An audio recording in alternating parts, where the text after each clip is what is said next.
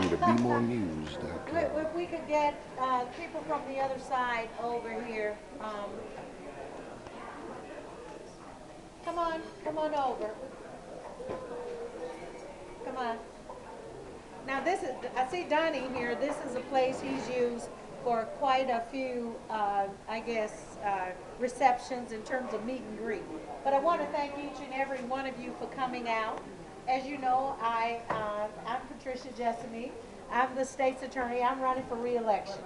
And the city of Baltimore really and truly needs to continue with a tough and smart prosecutor. And that's what I am. Since I've been the state's attorney, even though the population has declined by 9%, crime has declined by 59%. We're not where we should be, where we want to be, or where we ought to be, but we have made significant progress.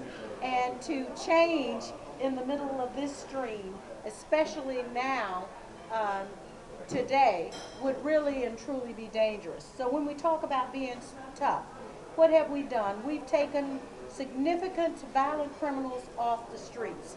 We've developed policies and programs that do just that. We focused attention on gun crime. When I first became state's attorney, I changed the dynamic, not just in Baltimore, but across the nation, taking our attention away from drug interdictions to really focusing in on gun crime. We did it by creating a program that became a national model and became known as Exile. I created a firearms unit of prosecutors who would seek penalties, mandatory penalties, for individuals who are caught in illegal possession of guns. And they've taken over 1,800 individuals off the streets.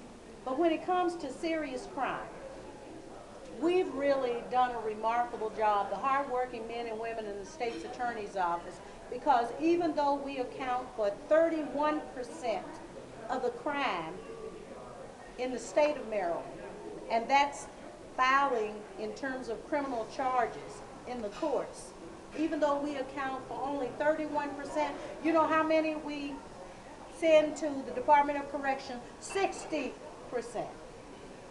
Twice what we account for, which means that people tell you, oh, Baltimore County, they're afraid to get arrested in Baltimore County because they're more likely to go to jail. That's not true.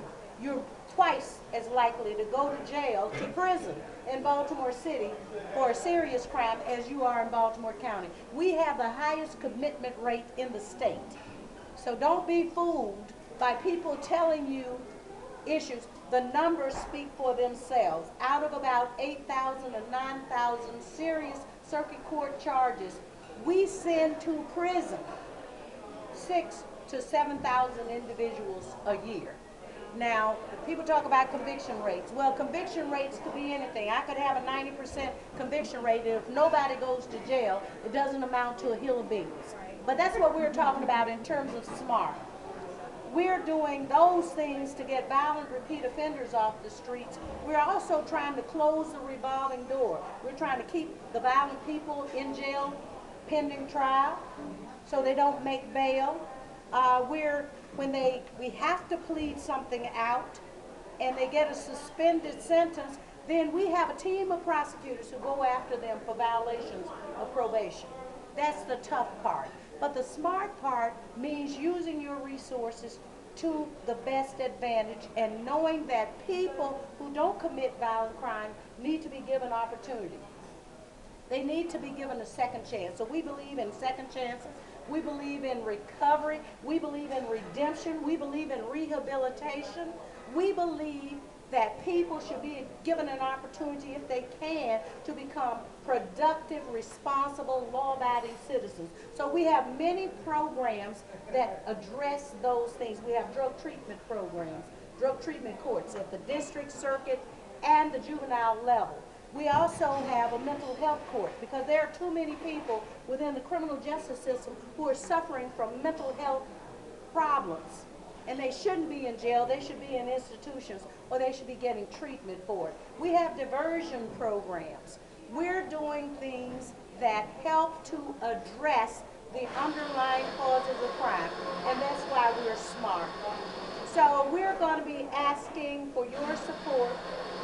When you're in rough seas and we have a tough economy right now, we have a spike in crime because that does happen on occasion, and especially when you have tough economic times, sometimes crime spikes.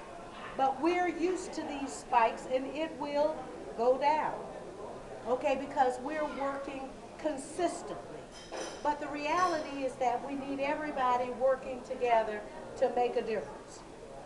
So we're here to say when you have tough, turbulent times, you don't want to put a pilot in charge of a ship on rough seas who's never piloted a vessel. You don't want a person piloting your airplane during a thunderstorm who's never been behind the cockpit, okay? And that's what we have potentially in this race, someone who's never managed any kind of office, who has no proposals for anything. All they do is say what isn't being done, but it is. And they offer no explanations for what they will do.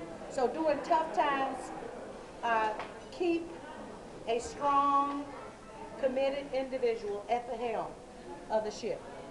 Because that's what's going to get us through these turbulent waters. So we're asking you this evening, we have these little cards here. They are